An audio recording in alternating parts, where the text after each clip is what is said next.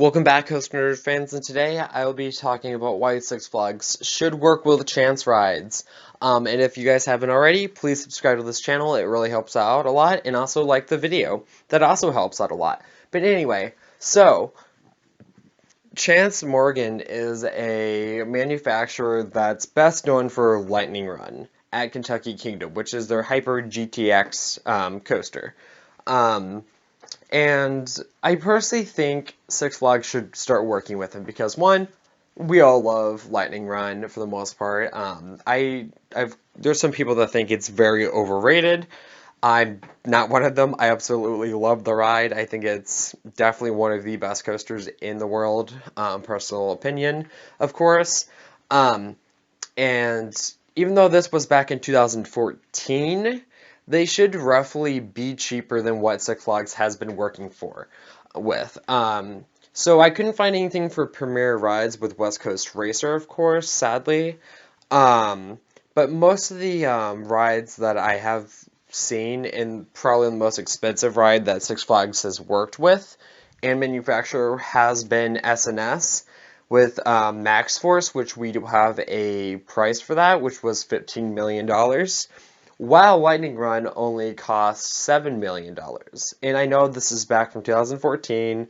The money has definitely changed quite a bit, but I feel like it would 100% be worth it, especially for some of the smaller Six Flags parks.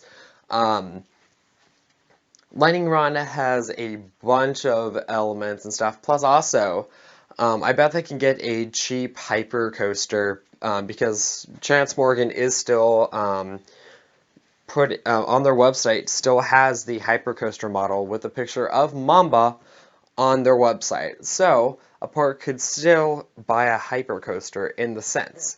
And we all know that Six Flags is super cheap. So I personally think that it would make a lot of sense for Six Flags to work with Chance just because they're definitely the cheaper side, but they can definitely give you a really good attraction for a really low budget. I mean, $7 million for Lightning Run is incredible, which is also a really big shocker of why no other park has worked with Chance to build another Hyper GTX. I mean, with that price, that's really hard to beat for a high quality ride. And I'm so glad that Kentucky Kingdom has given Chance Rides the chance to actually build one of these.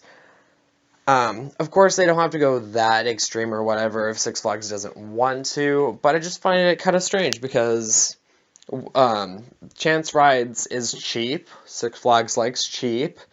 I bet they're willing to clone their Hyper GTXs.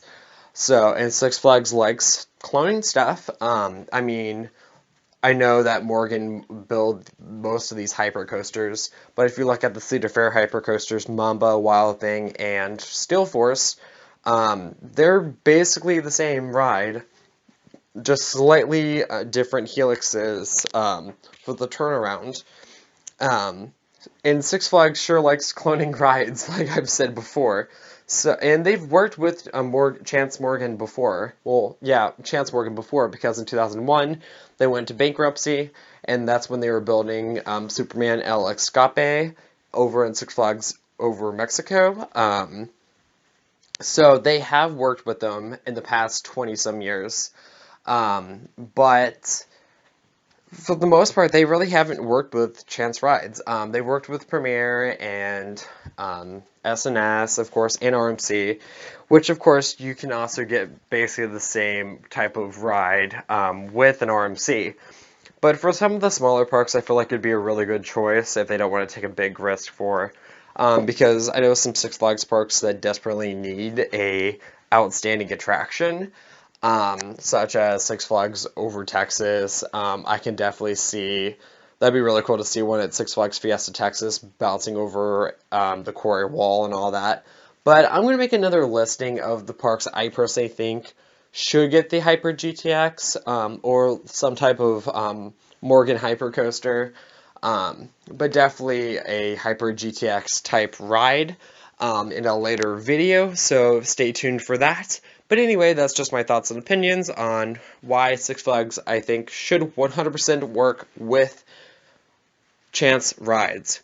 But anyway, leave a like, leave a comment, and we'll see you guys out in the queues.